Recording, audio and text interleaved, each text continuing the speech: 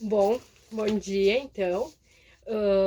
Eu vou gravar a microaula de uma aula que eu já dei, então, para os meus alunos no penúltimo dia de estágio, onde eu falei sobre o IDH, né? A gente sempre segue o livro do professor, até infelizmente hoje eu não tenho mais o livro de geografia do 8º ano, mas eu lembro muito bem o que eu passei, foi um assunto que ficou bem gravado na minha mente também.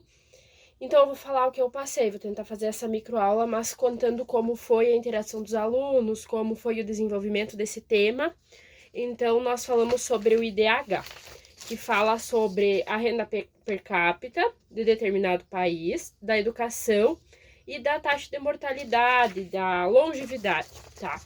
Então, é realmente muito importante a gente ter conhecimento sobre o IDH, pois ele fala como determinado país se desenvolve em relação à renda per capita, então, né, o nível de pobreza, salário, enfim, e a educação, né, a qualidade da educação naquele determinado lugar e a longevidade e a taxa de mortalidade. A gente sabe que alguns países têm mais taxa de mortalidade, a expectativa de vida é mais baixa, tem um pouco da mortalidade infantil elevada, né? Então a gente fez a leitura do livro juntamente com os alunos, cada aluno leu um pedaço, eu fiz algumas anotações no quadro sobre como a aula iria proceder, sobre o que era esse IDH, né?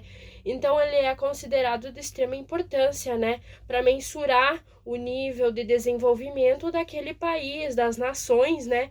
E não só nos dá um número, né? Não só ser classificado em baixo, médio, alto, mas para a gente entender e para as organizações, né? Tanto política como as nações, enfim, para nos dar essa noção, então, da educação, da longevidade e algumas coisas, então, que essas organizações poderiam fazer por esse país, né? Nortear as políticas públicas para auxiliar nesse desenvolvimento, então, nessas dificuldades ainda mais carentes de cada país, né? Tentar desenvolver esses aspectos mais carentes. Então, a gente fez essa leitura, eu mostrei para eles, então, aqui eu tinha o material impresso para complementar com o que a gente leu no livro, né? E explicar para eles que então esse IDH faz uma medida média. Então, avaliando essa renda per capita, a longevidade e a educação, para fazer uma média do desenvolvimento daquele país, né? Então, o IDH ele mascara, digamos assim, ele dá uma máscara da desigualdade, da distribuição de renda, de desenvolvimento humano, né? Então, como eu falei, a importância não é só a gente saber esse número e saber em que ranking que ele se classifica, né? Mas é importante a gente entender, né, em que ponto aquele país precisa de ajuda para as organizações, enfim, né? E o Brasil, eu dei um exemplo para eles já como tá nesse material complementar. Eu coloquei ali 3 países, então para a gente fazer uma relação, né, uma análise. Então o Brasil ele se classifica mediano, ele é médio com 0,759, né?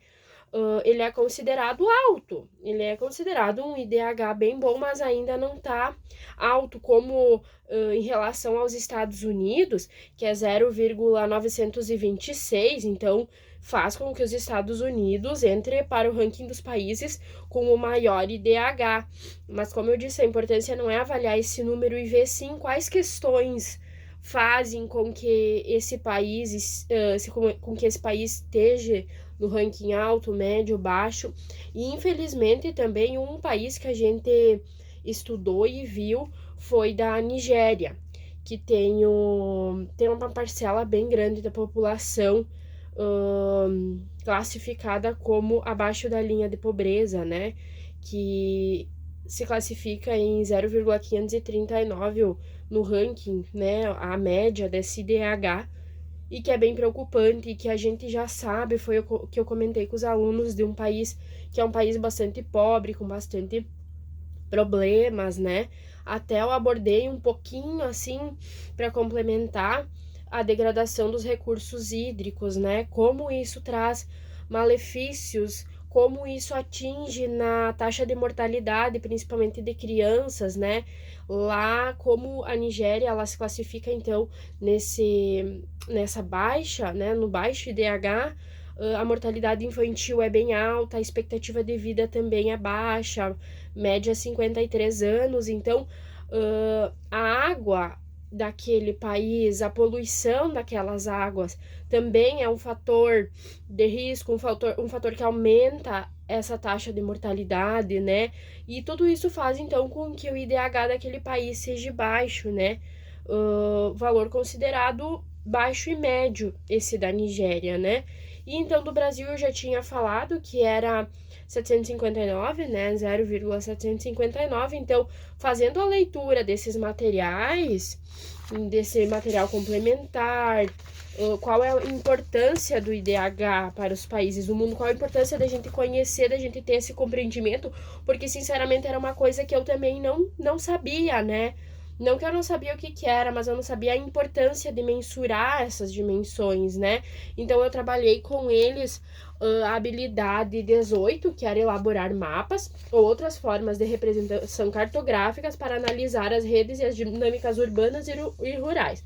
Ordenamento territorial, contextos culturais, modo de vida e usos de ocupação de solos da África e da América Latina. Então, a minha habilidade foi trabalhar com eles essa criação de mapas, representação cartográfica num modelo assim.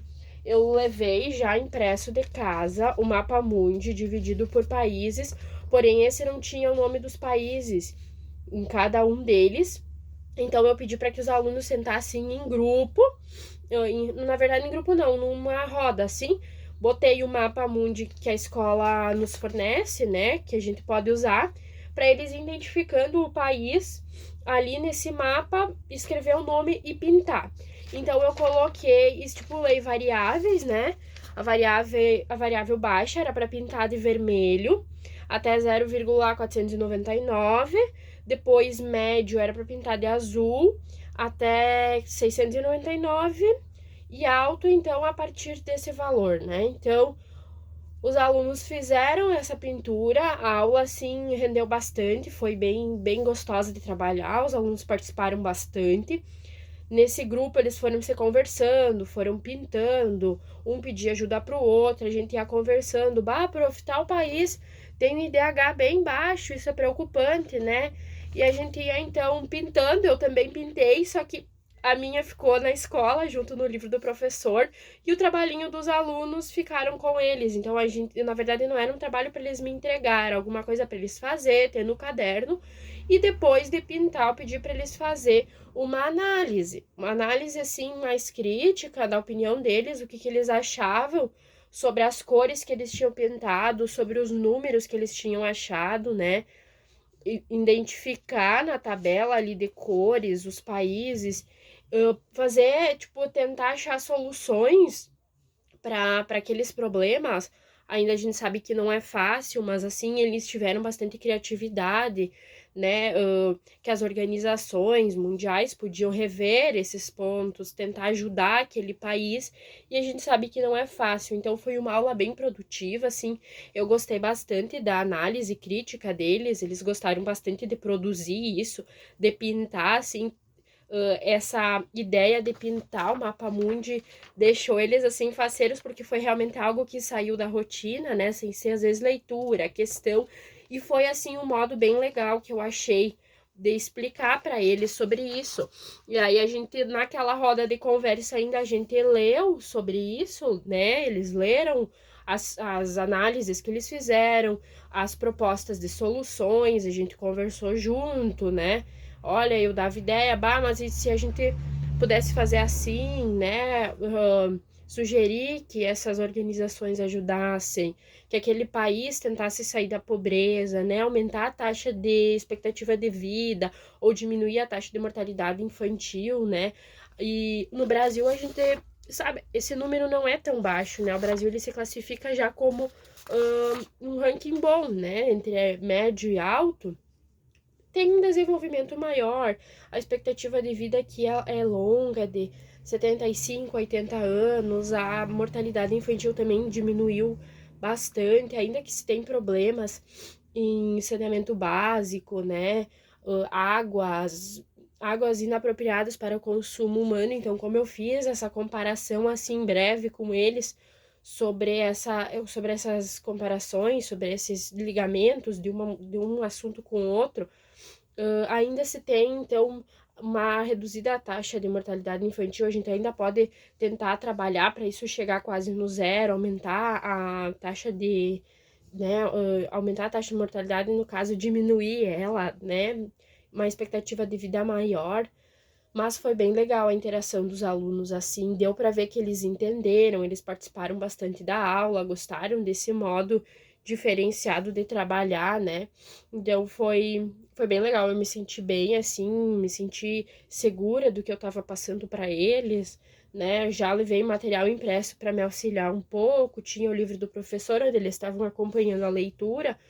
Eu fiz as anotações no quadro, assim, esqueminhas como desse modelo aqui, para eles entenderem o que era o IDH, depois o IDH de cada país, quais eram os pontos, né, daquele país que faziam com que aquele IDH baixasse, né? Porque não é que o IDH de determinado país está lá embaixo porque a renda é baixa, porque a educação é ruim e a taxa de mortalidade também é ruim. Então, às vezes, alguns pontos são negativos e desses três, algum ponto é positivo, né? Então realmente sim, foi uma aula que eu gostei bastante e por isso eu resolvi então fazer a microaula sobre esse assunto.